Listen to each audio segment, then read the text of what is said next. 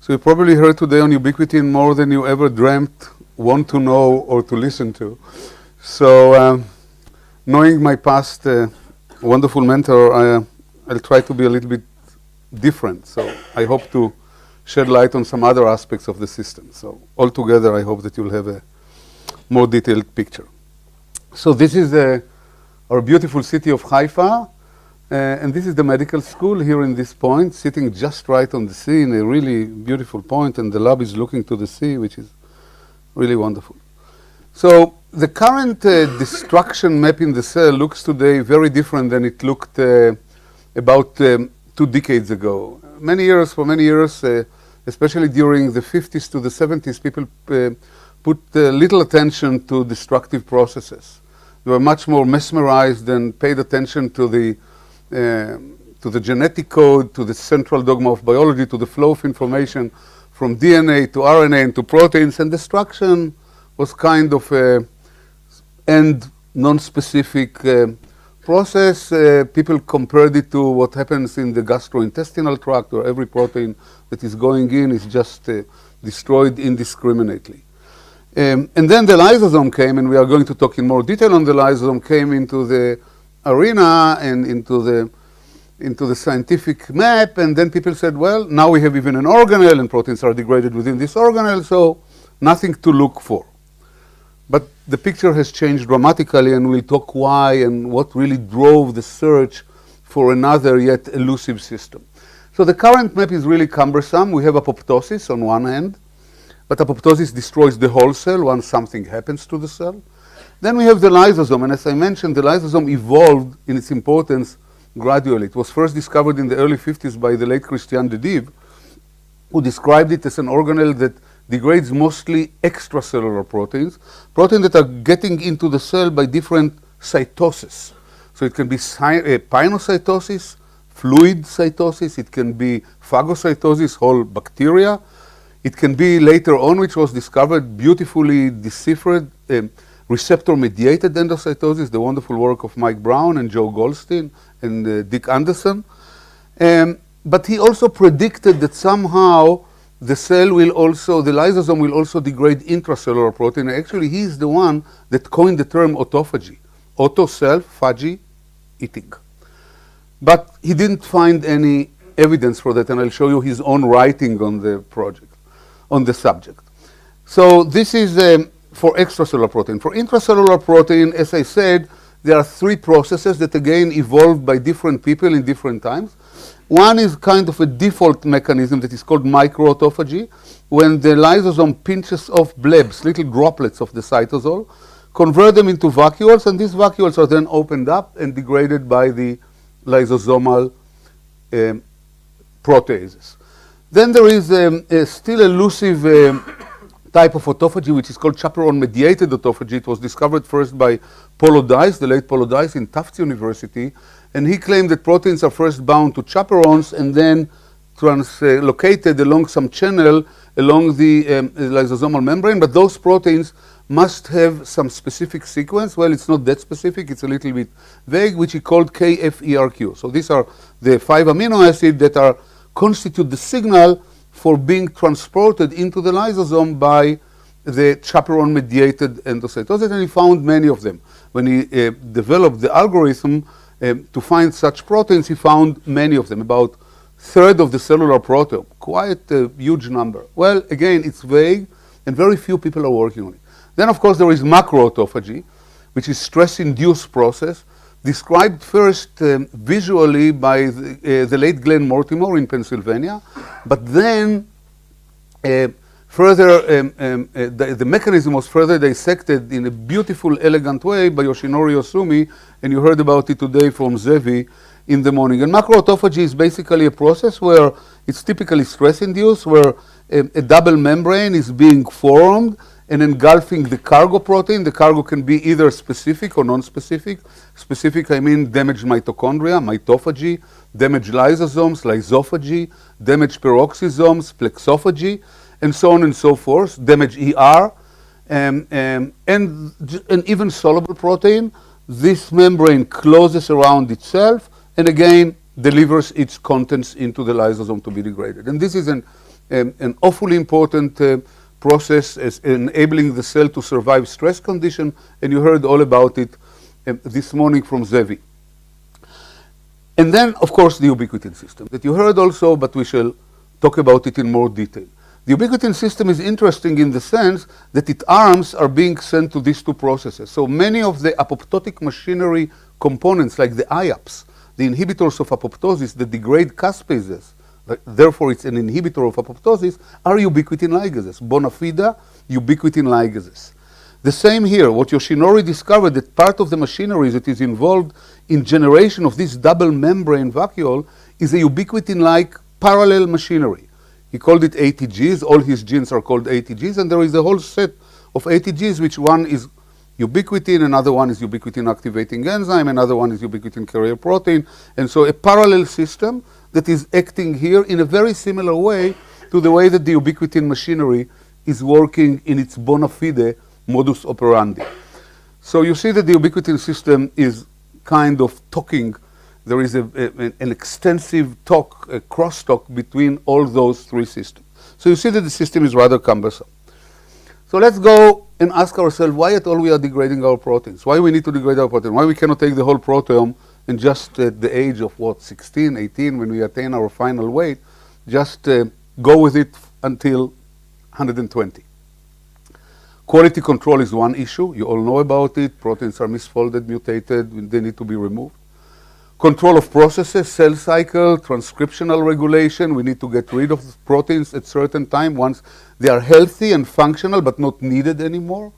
And of course, differentiation and morphogenesis of tissues. When we specify tissues, we need to take away at the embryonic stage proteins that don't belong anymore to the specified, to the differentiated tissues. So we have very good reasons why we need to degrade protein. Quality control is truly a critically fundamental process.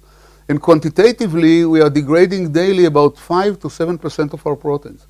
5 to 7%. Some are extremely short-lived, extremely unstable. They are replaced several times an hour. P53, specifically regulatory proteins, JUN, MYC, another ODC, for example, ornithine decarboxylase, GCN4 in yeast, minutes, I-kappa B after induction, and some are living for a long time. The hemoglobin will live 120 days in the reticulocyte until it will be degraded, not by the ubiquitin system, unless it's abnormal. So proteins have really a wide range of half-life times, which is important for our further arguments of looking for another system beyond the lysosome.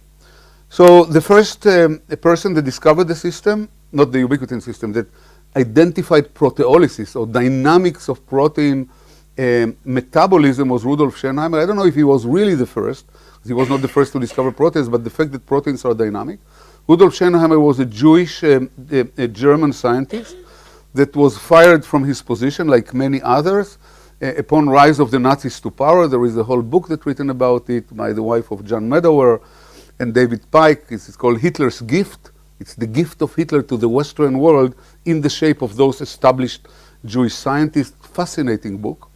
Many of the Konrad Bloch, Fritz Lippmann, and Rudolf Schönheimer among them. He went to the United States and, like many, stopped at the Eastern Gate of America and was picked up by Hans Clark, who was at the time the chairman of biochemistry in Columbia University.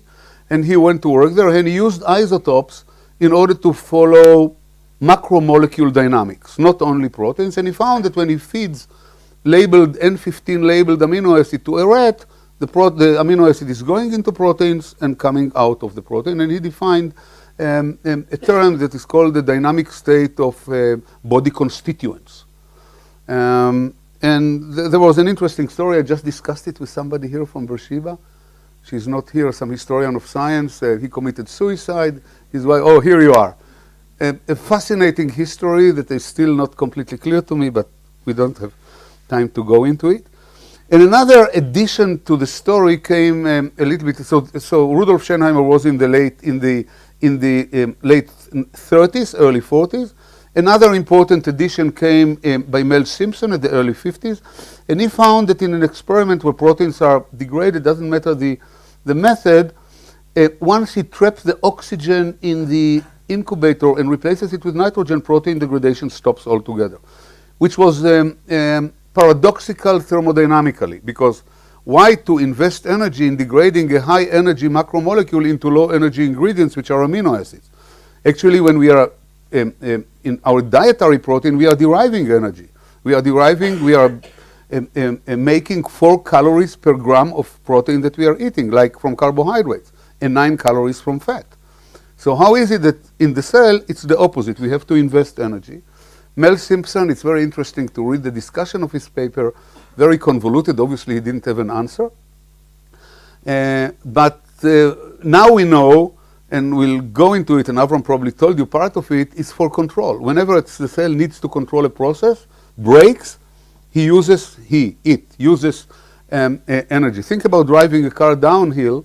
You need energy, because if you don't use energy of your brakes and you don't shift the car to low gear and you lift your leg off the brake and turn the switch off, it will be rather a very short ride.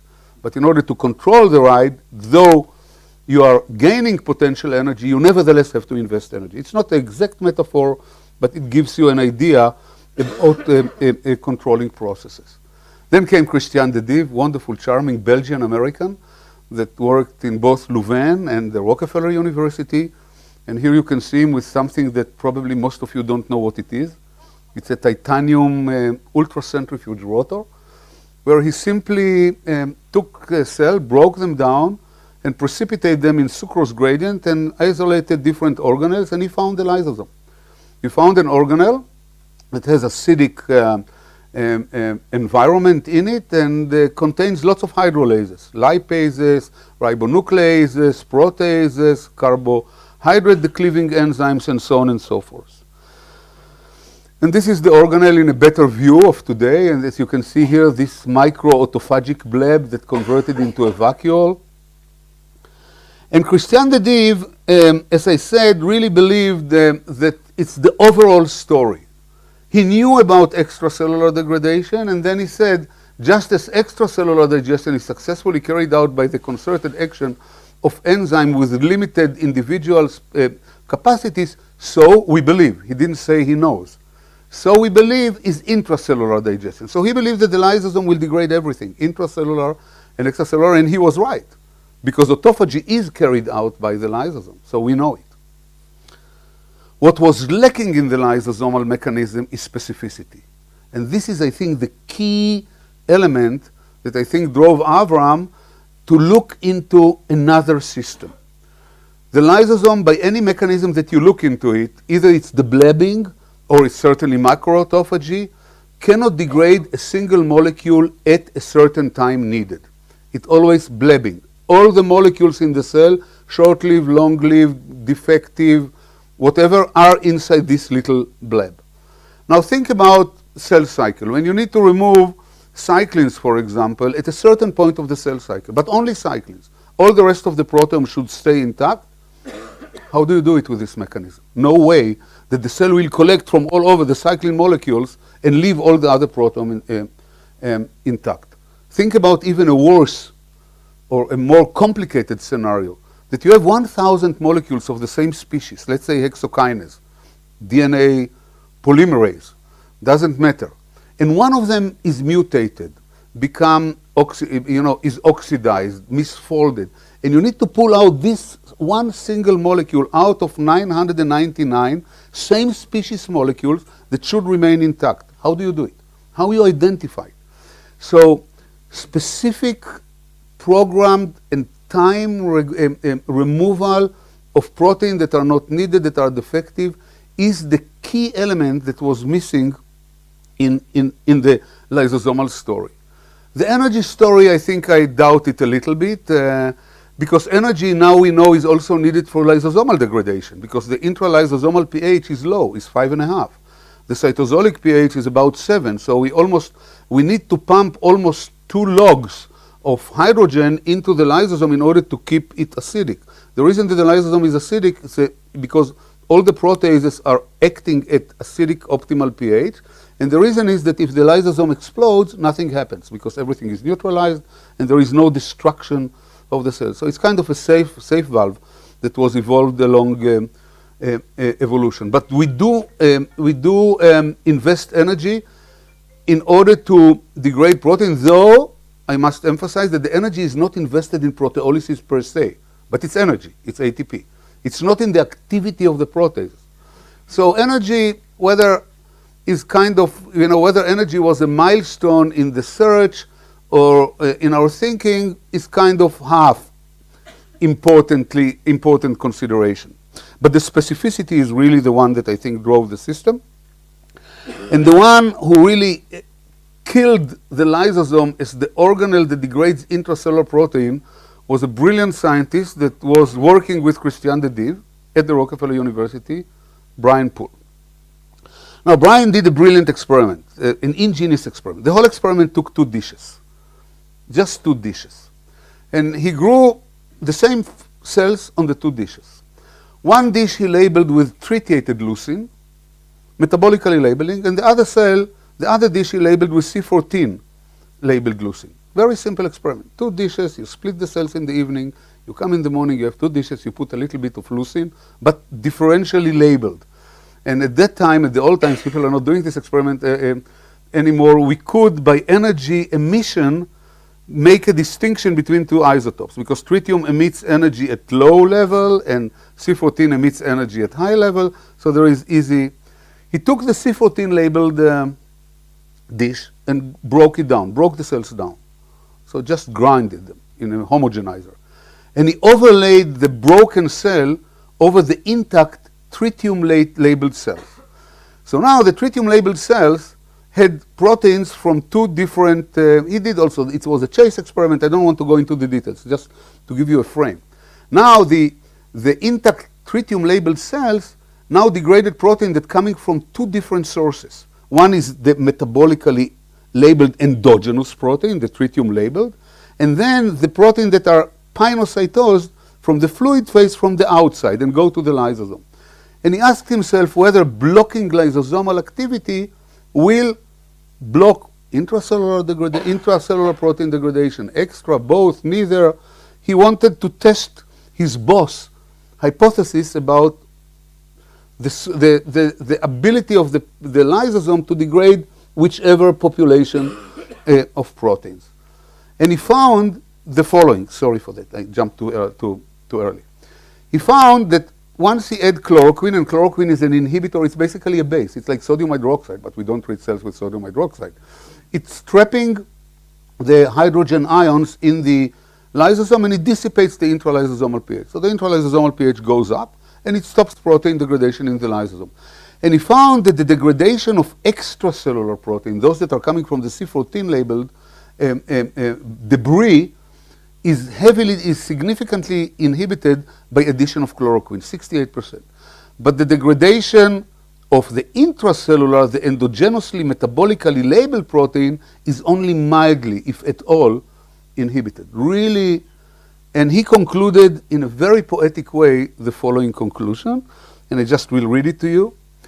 And it says the following, without, now you know the details, so I will not read the first part.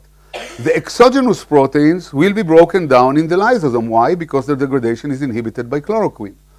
While the endogenous proteins will be broken down wherever it is that endogenous proteins are broken down. Go and find it. Scientists are not known to be poetic, but he was.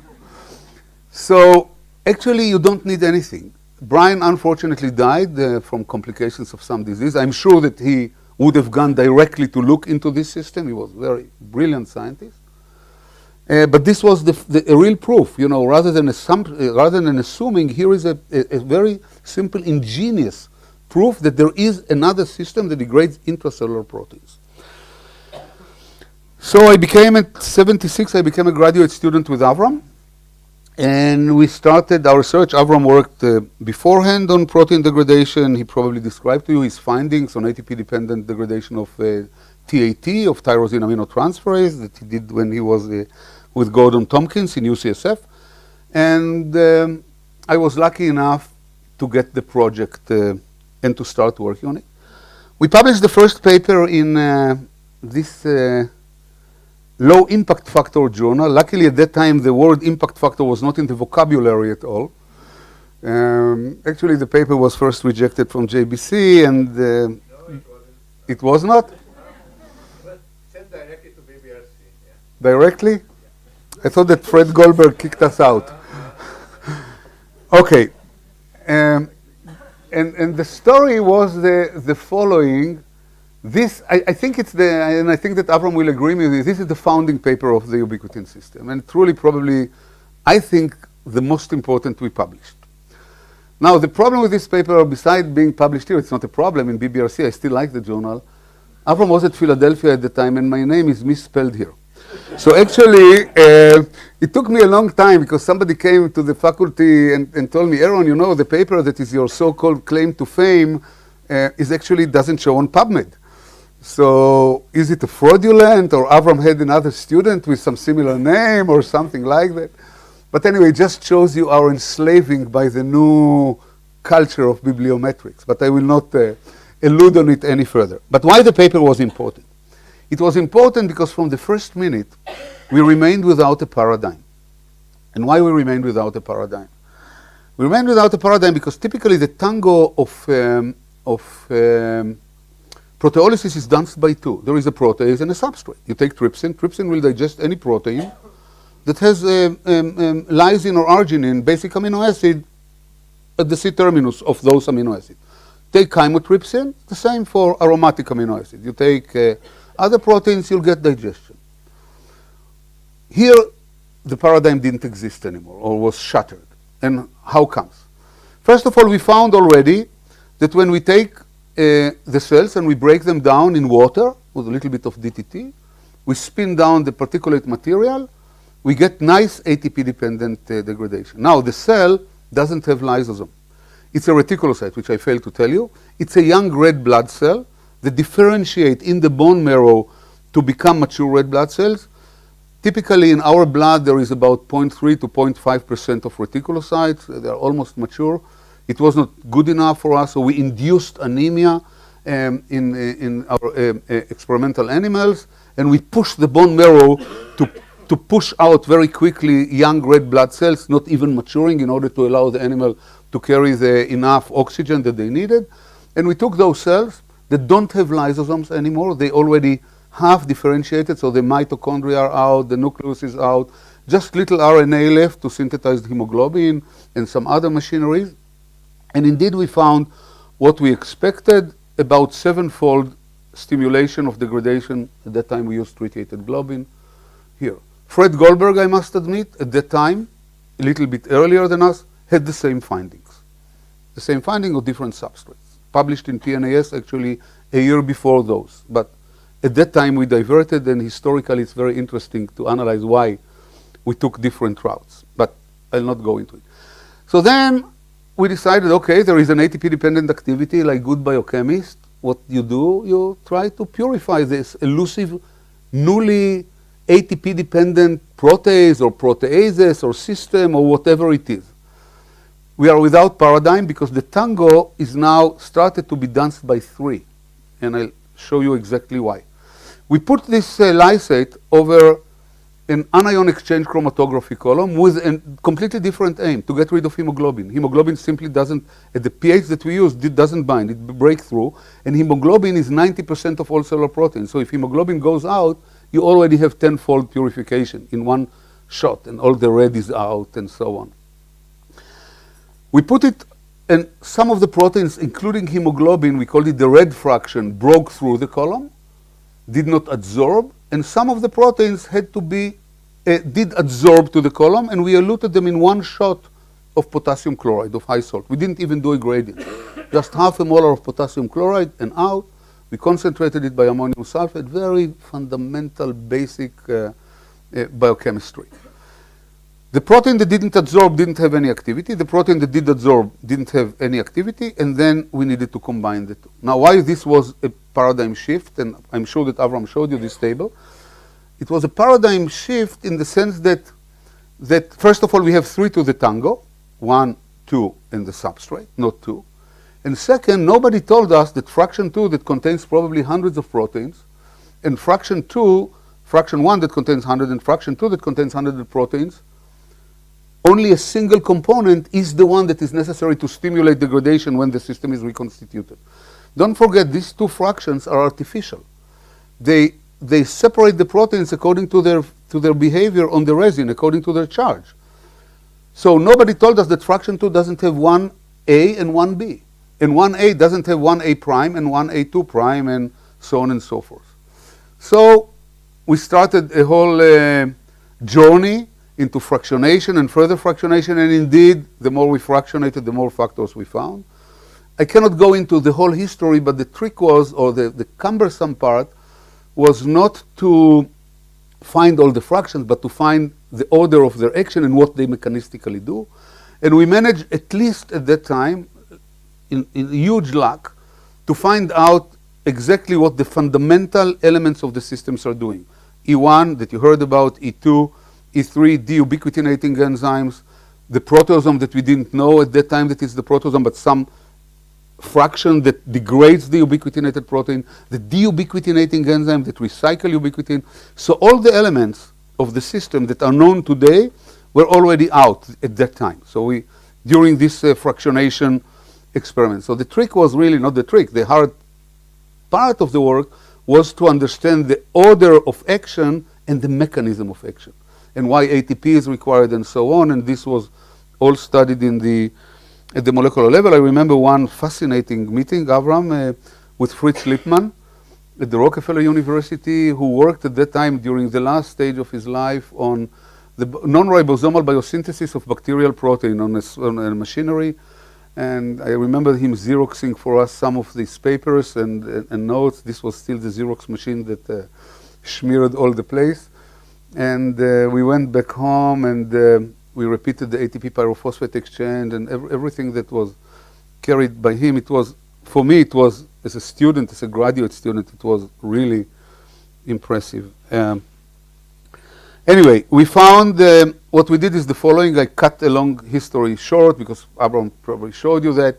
We purified, we were lucky again to decide to go first to fraction 1 because it was mostly hemoglobin, so we decided how many other proteins can be there. And we quickly identified a small protein that we called at that time APF1, or ATP-dependent proteolysis factor number 1, because we had to enumerate all the factors that came up during the lab work with other members of the lab. And we iodinated it, and we put it on a column with and without ATP. So we took the purified protein from fraction 1 and the rest of the fraction 2, and we iodinated this APF1 and we put it on the column. And with ATP we found that all the radioactivity of this small protein is shifted to the void volume, attains high molecular weight. Once we took this high molecular weight and run it on an SDS gel, we found that the label without ATP here is now being attached to numerous proteins inside this crude fraction 2. So we immediately surmised that it cannot be that this little protein is an activator of the protease, because one of the hypotheses was, okay, we have a small protein and it activates a protease, which makes a lot of sense, because the fact that it was attached to so many proteins gave us the thinking that the hypothesis led us to hypothesize that it's somehow linked covalently, it must be covalent because it's an SDS gel, to the target substrate in the crude extract, probably targeting them for degradation via a downstream protease. In order to show it, we added to the system gradually bona fide substrate of the system, which was at that time lysozyme. Actually, you may wonder, this paper, these findings would have never been published today. We used proteins that we could buy 100 grams per $1 in sigma, lysozyme, ribonuclease A, albumin. These are all secretory proteins that have nothing to do with intracellular proteolysis. But at that time, the atmosphere was a little bit different and it went through. In this case, it's lysozyme. So we added cold lysozyme, just unlabeled lysozyme. And we knew that lysozyme is a subset of the system. And you see that new bands are coming up. Compared to system to which we didn't add, you see these bands. And you see that not only one band came, but the second one and the third one and the fourth one and the fifth one and so on. So we surmised that this labeled ubiquitin is probably attached to this molecule either once or probably several times. We still didn't know that it's a chain. That came later. Then we flipped the order of of the labeling. And instead of adding hot ubiquitin, we added cold ubiquitin. But then we added hot lysozyme. The same very bands came. You see, one. So this is hot lysozyme. This is hot ubiquitin, same band. And then we said, yes, it must be that. And then we came with a hypothesis, and the hypothesis stands to this very day, completely true. You have a target substrate. The target substrate is targeted using ATP by N molecules of APF1. At that time, we didn't know that it's ubiquitin. Ubiquitin came later. To generate a conjugate. This conjugate is degraded by some elusive protease to amino acids. It's not true, actually. The protease degrades it to peptides, but it doesn't matter. And ubiquitin, or APF1, is recycled back to the system to reconjugate other proteins. Amazing, 1980, still true, and probably will be true forever, with some modifications and changes. Yeah. Here, sorry. Yes, of course. Yeah, this is a correcting, story. This is it's still not completely understood, this part. The recycling is known. The correction, there was some work of Bob Cohen, but I don't want to go into it. Anyway, the story of ubiquitin is very interesting. We were lucky to be at that time in the Fox Chase Cancer Center in Philadelphia, and there were many people at that time that worked there on histones, among them Leonard Cohen and Martin Niemer and others, and Ernie Rose, of course, with whom Avram teamed up early on. And they said to us, they sing this conjugation, that maybe we have ubiquitin at hand. Why ubiquitin? Because ubiquitin was known already at that time as a protein that conjugates one time only, one single conjugate, to generate an isopeptide bond. So it's conjugated, the C-terminus is conjugated to an epsilon amino group of histone 2A, one of the histone. These people worked on sea urchin, and there was lots of histone modification there. And they said, maybe your protein is ubiquitin, though the histone is not degraded and it's only one time. So there were many dissimilarities, but nevertheless, they came up with a suggestion. And indeed, very quickly, we found that it's ubiquitin. It was a collaborative work. Part of it was done by Keith Wilkinson and his colleagues that found the identity in sequence. And then the functional part was done by us. We found indeed that the protein is ubiquitin. Now, ubiquitin is an interesting story. Actually, it's a misnomer. But we decided then not to change the nomenclature. Ubiquitin was first isolated by Gideon Goldstein. And Gideon Goldstein worked at the famous triangle there at the Memorial Sloan Kettering, Rockefeller, and Cornell. And he found ubiquitin as, actually he called it UBIP, or ubiquitous immunopoietic protein. It's a protein that stimulates T cells via cyclic AMP stimulation, via adenylyl cyclase. He published about 50 papers about it. And he found that ubiquitin is also ubiquitous. That he found it also in E. coli. So therefore the name, because it's in all kingdoms, from prokaryotes all the way to eukaryotes. But then it turns out that the whole thing was an artifact. And the artifact was discovered by another Goldstein that is still alive. I befriended him. He's in George Washington University in Washington, D.C. And Ellen Goldstein found that actually what Gideon Goldstein described was a contaminant of an endotoxin that stimulated the adenyl cyclase. And once you are purifying the contaminant out, this ubiquitin has no thymopoietic activity, no adenyl cyclase stimulating activity or whatsoever. And he found it, it's very interesting just to read the end, how literature evolved. At that time, people were not shying out from reviewers. They said what they wanted to say. And this peptide was called the B1 peptide, and he said, using endotoxin-free B1, beta-1, this is ubiquitin, we were unable to confirm reports of Gideon Goldstein that ubiquitin stimulates cyclic AMP. The biological significance of this polypeptide, namely ubiquitin, if any, remains to be determined. So that came when, in 79, we were already deep into the system. And we started to know what's going on. So this was very interesting of how artifacts are easily incorporated into the literature, but that's the story. Okay. The end of the story, or the almost end of the story, came in 2000, in the Nature edition of April, when the human genome was unraveled. And it turned out that the Ubiquitin system contains more than 1,000 components. I don't know the finite number, about 1,400, about 6% of the human genome of 22,000 genes or more. And many of them belong to one family. About 800 belong to one family, which are the ubiquitin ligases. Those enzymes that they're not only, some of them are scaffolds, some of them are real enzymes because they are divided into different families. And the rest are subunits of the proteasome, 100 deubiquitinating enzyme, 40 E2s, 2 E1s, kinases that kinase proteins in order to be recognized by the system and so on. So it's all in all the biggest family known in the database. So how a protein is degraded? The protein is degraded as following. You take a target protein. In this case, I like this protein. It's a doubly phosphorylated protein because we have been working on this protein forever. It's I-kappa-B alpha, the inhibitor of NF-kappa-B. The phosphorylation by the ICA complex leads to its binding to one of the 800 ubiquitin ligases called beta-TRCP. In parallel, ubiquitin, you heard about it from Avram, I'm sure, is activated in ATP-dependent reaction by an enzyme called E1. There are about one major in the database, 2 altogether.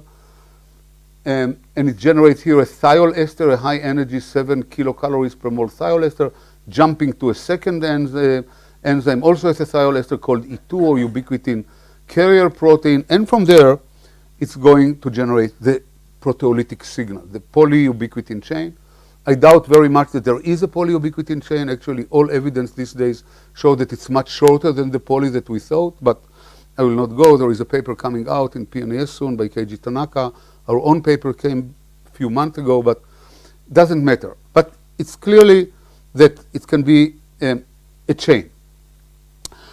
So ubiquitin is conjugated covalently via its C-terminus glycine residue to typically to an epsilon amino group of the substrate, the second ubiquitin to the first, and so on and so forth. And we are building what I call a recognition element in trans that then binds to the proteasome. And the proteasome is the proteolytic arm of the ubiquitin system. Ubiquitin binds to ubiquitin binding subunits. There are about 3 of them. They can be deleted, not all of them. And the yeast is still alive. I don't want to go into the recognition. It's still very complex. The protein target is being opened up, unfolded by ATPases. If you note here the structure of these 2 megadalton beasts, it's made of 2 complexes. 19S regulatory complex here, which mostly recognizes the ubiquitin chain and has also recycling deubiquitinating enzyme, and the 20S catalytic complex. And the catalytic complex is made of 4 stacked rings, 2 alpha rings in the periphery and 2 beta rings in the middle. And the beta rings have the catalytic site. And the protein is degraded not to amino acid but to peptides, and that's very important because one of the numerous functions of the ubiquitin system is generation of peptides for presentation on MHC class 1 complexes, beta 2 microglobulin, MHC class 1. So foreign proteins that are in the cell, like viral proteins that are degraded, will be, as a matter of fact, all peptides are presented. So any peptide in the cell will be caught by the ER beta 2 microglobulin MHC class 1 complex and be presented, but the cytotoxic T cell will recognize it as self, so nothing will happen. But if it's a non-self protein, then the cytotoxic T cells will kill the presenting cell. Obviously, dendritic cells are doing it better, but this is a very important, and only downstream amino and carboxypeptidase will take this further down. But again, a small fraction will be caught beforehand by the MHC complex and will be presented on the cell surface.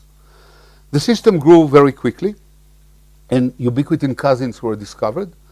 One of them is Sumo.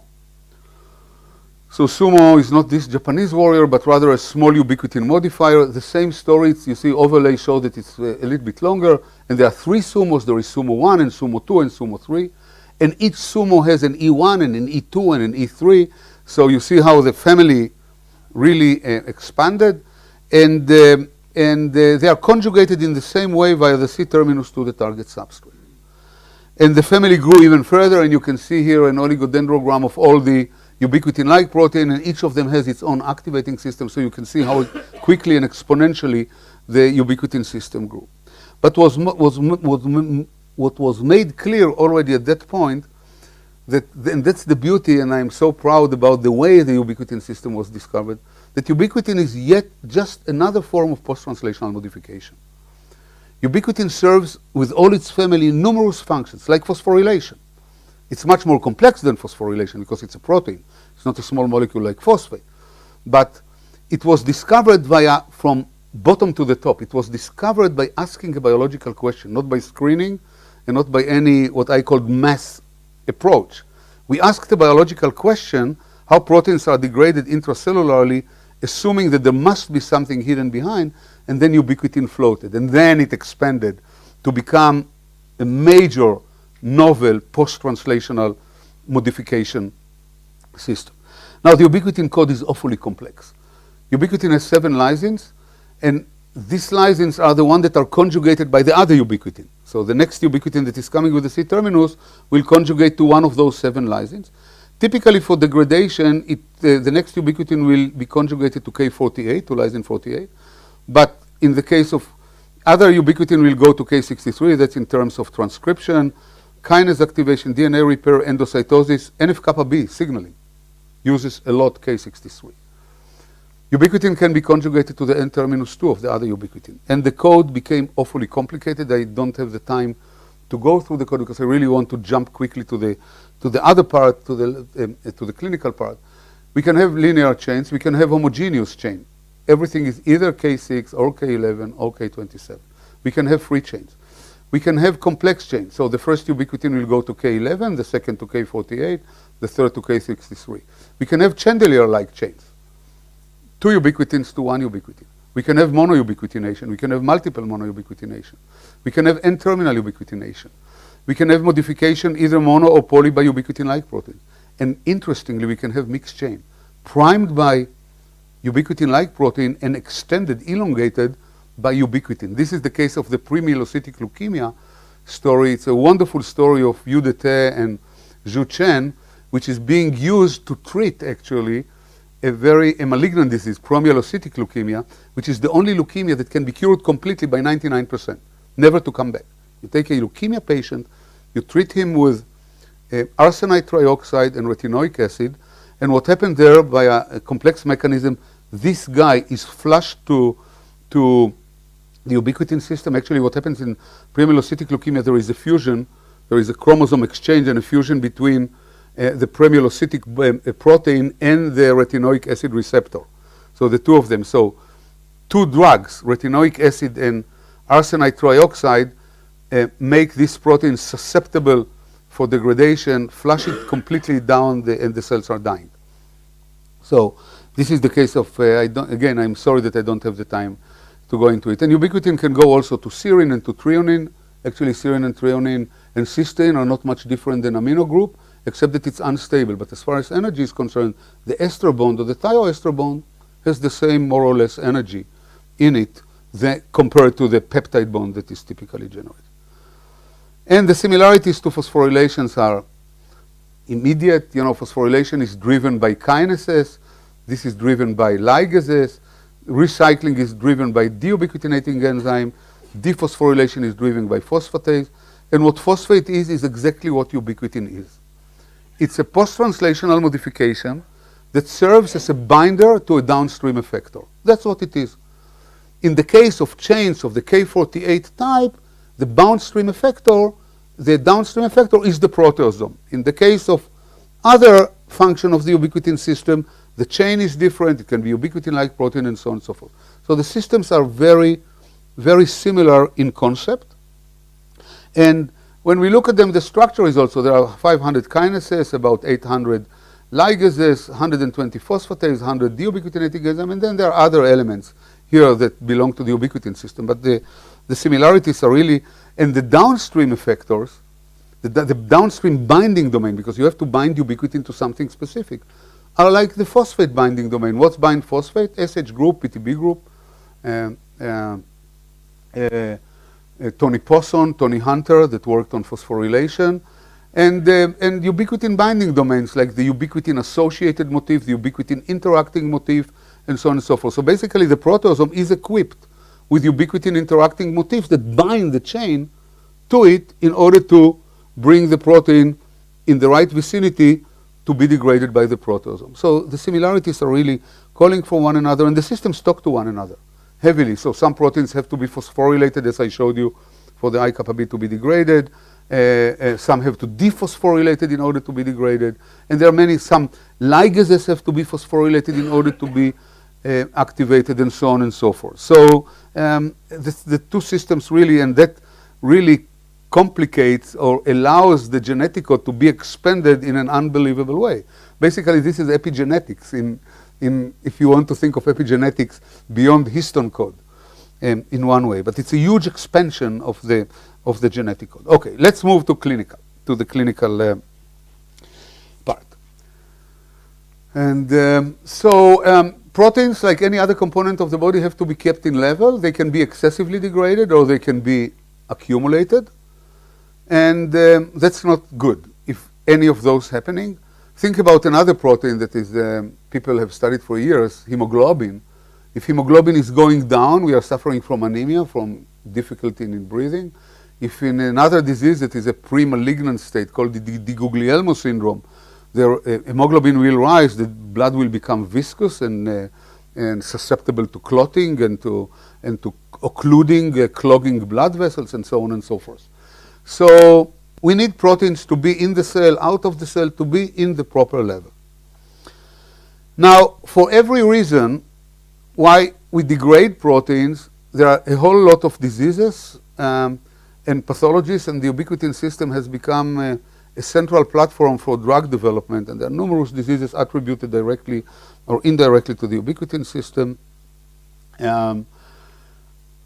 Just to show you one, basically in all neurodegenerative diseases, in Parkinson, in Alzheimer, in poly-Q, expanded diseases, the CAG repeat that comes at the end terminus of Huntington and spinocerebellar ataxia, we do see in the brain immunoprecipitated, not in this case immunoprecipitated staining, precipitation of aggregates that are ubiquitin conjugates, which means that the proteasome is somehow constipated. I don't want to go into the mechanism because it's not clear yet, because in vitro system don't replicate what we see in vivo. It's still a whole discussion, but it's clearly that the ubiquitin system plays a role, either direct role or indirect role, in the pathogenesis of many neurodegenerative diseases. But the best studied disease is cancer. And in cancer there are also already several drugs. Now, why cancer should be related to the ubiquitin system? Take, for example, it can be related because of two reasons. Either excessive degradation of a tumor suppressor will expose the cell to malignant transformation, or under degradation of an oncogenic or growth-promoting protein will do the same. Let's talk about this one, p53, the ultimate tumor suppressor. Uterine cervical carcinoma is caused by a virus called HPV, or human papilloma virus. The linkage was discovered by Harald Zurhausen from Germany. He got the Nobel Prize a few years ago for that major discovery, because it's a very common disease. And now there is an immunization against it. You know, probably you all know about it, very successful immunization. One of the early genes of the HPV called E6, and what E6 is doing, E6 heterodimerizes to p53. Once the ubiquitin system detects this strange heterodimer of E6 and p53, it flushes it down the sink because it's an abnormal protein. Ubiquitin system, remember, is a quality control system. It flushes it down the sink using a ubiquitin ligase that otherwise will never recognize p53. The ubiquitin ligase is called E6AP, or E6 associated protein, and interestingly, this ligase is involved in another disease, very important disease, which is mental and developmental retardation, which is called Engelmann Syndrome. So mutation in E6AP, it's maternally imprinted. I don't want to go into it. Ronchik Razin here and worked on it, and many other people worked on this disease and the maternal imprinting, but a mutation in this enzyme leads to completely, so here you have a ubiquitin ligase, that a mutation in which leads to a whole series of developmental disorders and that are sitting under the name of Engelmann Syndrome. But E6AP is recruited to a function it never fulfilled to degrade a heterodimer of E6 and P53 and to flush P53 down the sink. This exposes the cell as one of the mechanisms of malignant transformation to become cancerous. Why? Because the virus is a small DNA virus and it integrates into the cellular genome. Typically such an event that involves cutting of the DNA and insertion of the viral genome into it would have elicited the P53 alert mechanism. And P53 would have immediately stopped cell cycle, try to repair the damage, and if not, induce apoptosis. No P53. So no P53, the virus can go on to replicate and propagate. This is a wonderful discovery of Peter Howley and Martin Scheffner about 20 years ago at the NCI. The other side, beta-catenin, for example, that is a very important transcription factor in the Wnt signaling pathway, is typically degraded and kept at a low level unless there are specific events like differentiation of the colorectal epithelium and so on. A mutation in a phosphorylation site of beta-catenin, then the phosphorylation leads to its degradation. Or a mutation, there is a carrier protein for beta-catenin that is called APC, or adenomatosis polyposis coli. It's not the APC of anaphase promoting complex, so there is a little bit confusion in the literature. Another APC, but a mutation in this carrier protein of beta-catenin will lead to stabilization of beta-catenin. It's combining to TCF and LEF transcription factor, translocation to the nucleus, and again, uncontrolled a transcription, and as one event that is important in the multi-event process of malignant transformation. So you see that on both sides there are, and I can give you other examples on both sides, but I want to proceed. So the first drug that was developed was surprisingly a proteasome inhibitor. Why surprisingly? Because you may argue that if I block the proteasome, that is the channel, the funnel of all the ubiquitinated proteins, and I try to convince you that the ubiquitin system is important, then actually in the same words I'm telling you that I'm killing the patient. Because if I'm blocking the ubiquitin system, or at least I'm responsible for evolving for development of severe side effects. This happened not to be true because partial inhibition of the proteasome leads to selective killing of B lymphocytes, of immunoglobulin secreting lymphocytes, which is very interesting because what happens there, the B cells are secreting immunoglobulins. And the secretion of, and like any other factory that you are making lots of molecules, some of the molecules are defective and they are degraded, passing the quality control machinery. In this case, the immunoglobulins are degraded by a mechanism that is called ERAD, or endoplasmic reticulum-associated degradation.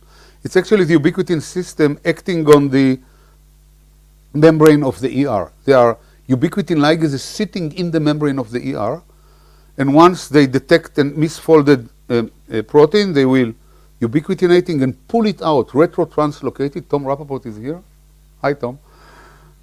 I'm doing big misjustice to a very complicated process. Retrotranslocated, and the proteasome sits on the outer side and will degrade those proteins. What we are doing, basically by inhibiting partially the ubiquitin system, we are accumulating these abnormal proteins, and we are eliciting the unfolded protein response, described very nicely by Mori Kazutoshi and Peter Walter, and the cell is undergoing apoptosis. So it's not a chemotherapy, this proteasome inhibitor. I just want to show you the original drug. Now it's out of use already because of some side effects, but there are much more advanced generation. It's called Valcade. It's a boronic acid derivative that inactivates the threonine residue at the active site of the 3 subunits of the proteasome sitting on the beta rings. And Valcade, you can see here one patient, successful patient, not all patients, of multiple myeloma. Now, what is multiple myeloma? Just to give you a background about the disease. When I studied medicine, multiple myeloma was a devastating killer. Within 2 years of diagnosis, people died in agony. It's a monoclonal expansion of a B cell in the bone marrow. Now, what happens, the cells that are expanding in the bone marrow, it's a cancer, are doing several things. First of all, they suppress all other elements of the bone marrow. So no red blood cells, so the patients are suffering from anemia and from hypoxia, very hard. Infections, because there are no white blood cells. Bleeding, because there are no megakaryocytes. Pathologic fractures. Basically, the typical complaint of those patients are backache. They're coming with a backache, the physician starts some physiotherapy until it doesn't help, of course, and then they come back, you're doing x-ray, and you're finding a crushed, collapsed vertebra. So that's a typical story of a multiple myeloma patient. And then on top of it, the secreted immunoglobulin, which rises to high levels, clogs the kidney, so they suffer from kidney problems, and so on and so forth. This drug really changed the landscape of the disease in many ways by killing these cells. And you see here a typical patient. You see the galloping level. In this case, the monoclone secretes immunoglobulin A. Chemotherapy started, some benefit, relapse of the disease, and then complete response following addition of... and if you see the bone marrow, it tells you the whole story. From malignant bone marrow with 40% of tumor burden, as the oncologists call it, we are going back to normal bone marrow with all the precursors of all the other cells that are produced normally in the bone marrow and to less than 1% of the tumor burden. You can see another related patient. It's called Non-Hodgkin Lymphoma. But again, I don't want to go into details. You can see here the tumor that significantly recessed with what we call monomodal therapy. Only one drug was tried. So now it's not the case. We are treating these patients with several drugs. But with the monomodal therapy, you can see a significant regression. This is, by the way, this is a CT scan of the chest, just for you to locate. If you want to think of it in a cruel way, let's think that I take a knife and cut myself here. And then if I'm still alive, I take my hand and with the hair that I don't have, lift my head and look inside. So what I see inside, I see the chest bone, I see the ribs, I see the shoulder, the scapula, I see the spinal, the vertebra with the spinal canal, I see the big vessels of the heart, and the air is, of course, the right lung and here the left lung. So just to orient you. Let me jump, because I'm really out of time, to the very last drug. I don't want to go through all the drugs of the Ubiquitin system, but I think that this is the most important development in the field that really opened up the Ubiquitin system. Now, before I'm going into this last few minutes, I want to tell you that the Ubiquitin system kind of lagged behind. People had many hopes. Wow, the Ubiquitin system is so important.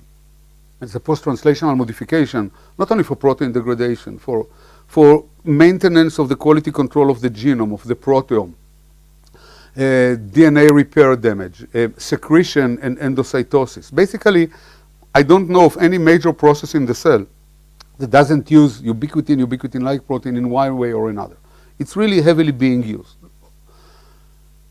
And the system was lagging behind in coming with drugs. And cancer, on the other hand, I don't know that there is a big success, but cancer was moving. Think about all the kinase inhibitors. The reason is the following, mostly. Kinase inhibitors are using small molecules. First of all, the Ubiquitin system is intracellular. So in order to tackle it and to interfere with its activity, you need a small molecule to go into the cell. You cannot interfere from the outside. While in cancer, for many signaling molecules that have a cell surface ectoplasmic domain, you can interfere with antibodies, for example, Herceptin, in the case of breast cancer. With the Ubiquitin system, you must go into the cell. This is one issue. The other issue is more complicated. The Ubiquitin system has to do with protein-protein interaction. It's a substrate that recognizes a ligase. This typically is a low affinity and long surface interaction. And it's very difficult to tamper with it with a small molecule, because with a small molecule that goes into a site like a kinase inhibitor that goes into the ATP site, you can make a hairpin loop in the interaction, but then the flanking regions of the substrate will still bind to the ligase. When people looked into the ligase binding site of MDM2, for most ligases, 150, 200 amino acids. It's huge. So it's very difficult to tamper. Some binding sites are more defined and smaller. But I think that at the end, we are in. Another aspect about development of drugs is that if you look at the typical textbook of pharmacology, you will find that most of the drugs that people are using are inhibitors. We are not using an agonist, we are using antagonist. Right, we are using agonist. In the case of diabetes, we are using insulin. In the case of hypothyroidism, we are using thyroid. In the case of hormones, mostly. But typically, think about cancer, all the kinase inhibitors. Think about hypertension. Think about all the diseases. Think about antimicrobial drugs, all the antibiotics. They're all inhibitors, ribosomal inhibitors. If you look at Goodman-Gilman, that is the ultimate textbook in pharmacology, you will see that 90% of the drugs, and I think that Al Gilman by himself wrote it in his introduction, the late Al Gilman, that this is indeed the case, and he lamented the fact that we are lacking knowledge to generate agonists. Actually, the ubiquitin system calls for agonists. So this is another problem, that the ubiquitin system moves opposite to the general tradition in pharmacology. Why it needs agonists? Because it's mostly a quality control system, misfolded protein, mutated protein. We need to recruit it to remove bad protein that are unneeded. I'm talking just on the proteolytic side of the ubiquitin system. So on one hand, large surface, low affinity. On the other hand, we need to activate it, and the tradition in pharmacology goes to inhibition. So here is the leg, and I think that the new development is at last shows some light beam at the end of this tunnel. It's called molecular glue. What is a molecular glue?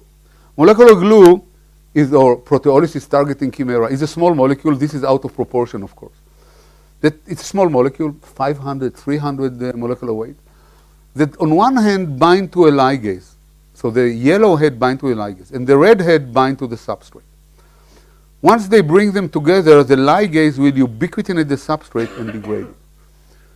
It taught us a very interesting lesson, this discovery, that ligases are basically promiscuous. So either they bind specifically the substrate because they have a specific binding site, or if we force them to come together, then the same will happen. If they don't like one another, we shall make them liking one another by forcing them by a small molecule, by gluing them. That's the idea of a molecular glue. The first molecular glue that was discovered, lo and behold, is thalidomide. Now, I doubt that anybody here, except for those that have either lacking hair or know what is thalidomide, but again, lack of time, I'll cut it short. Thalidomide was a drug that was developed by a German company in the 60s. It's an antiemetic, anti-vomiting drug for pregnant women. Pregnant women, almost all of them are vomiting. Simple drug to suppress vomiting. And very shortly after the starting of using it, it was discovered that the babies born have awful malformation, deformities. One hand, cyclops, eye in the middle, horrendous. And it was immediately attributed to the drug, and the drug was stopped. But meanwhile, thousands of kids were born all over Europe. The drug didn't get into the United States and Canada. The FDA somehow suspected that the clinical trials were, something was funny about them, and they didn't let it in, and the drug was stopped and was buried deep in the ground until about 7 or 8 years ago, when the NIH started to screen for drugs that for repurposing, and somehow they took it out of the vault. And it turns out that thalidomide can kill lymphocytes, killing lymphocytes. Again, cutting a very long story short, what happens is the following. Now, the mechanism is now, the structure was worked out beautifully by Nicola Toma at the FMI Institute in Basel. Thalidomide, this antiemetic drug, now there are modern, much more advanced derivatives like lenalidomide and pomalidomide, has two parts to the molecule. It has glutaramide and another part. This head, the glutaramide, binds to a ubiquitin ligase called cereblon. It was found that it can bind to cereblon. This head binds to substrate, to target substrate, in the case of multiple myeloma, Aiolos and Icaros. These are two zinc finger proteins that drive the malignant process. By this double binding to the ligase on one hand and binding to the substrate on the other hand, Aiolos and Icaros are being degraded by a ligase that never will recognize them. Cereblon has completely different function. And the same for lenalidomide. So you see the glutarimide is always the same and the other head is different. And the story expanded very quickly. These are just last year papers, and there are more. Just another one came a month ago by Handa and Ito from Japan. Lenalidomide causes selective degradation of those in these two zinc finger proteins in multiple myeloma cells. And lenalidomide induces ubiquitination degradation of CK1 alpha in the case of myelodystrophic syndrome and so on and so forth. Now, why this is an important discovery, an important development? Because now, basically, you can take cereblon and convert it into a universal ligase for all subsets in the world. You have half a molecule, which is glutarimide, that will bind to the ligase, and you screen a library for high affinity binding to any target that you want. Think of RAS, an oncogene that has resisted treatment for years, pancreatic cancer, and many other malignancies. Think about polyQ expanded proteins. Think about mutated P53. All what you need to find is a specific and selective high affinity binder to the molecule. Then you bind it to glutarimide. If it's cell permeable, not toxic, obviously it's not a drug yet, here you go. I can tell you from personal knowledge that all the big pharma in the world are into this business, each to its own target. So this is, for me, at last, kind of a sigh of relief that the Ubiquitin system has come to its turn. And there are big hopes in this new technology. So that's the end. Let me just thank the people, not all of them. Obviously, as I mentioned, I was a graduate student with Avram Hershko, fantastic years. As I said, biochemistry at its super best. We were helped a lot, Avram told you, by Ernie Rose. He died, unfortunately, passed away several years ago. He was an excellent protein chemist, and we spent long periods in Philadelphia. And then I did a postdoc with Harvey Lodish at MIT, and there I collaborated with Alex and Dan Finley. We added another element to the system. And then I came back and took my own position in the Technion, and I've been there ever since with many graduate student postdocs. We are still on. Thank you very much.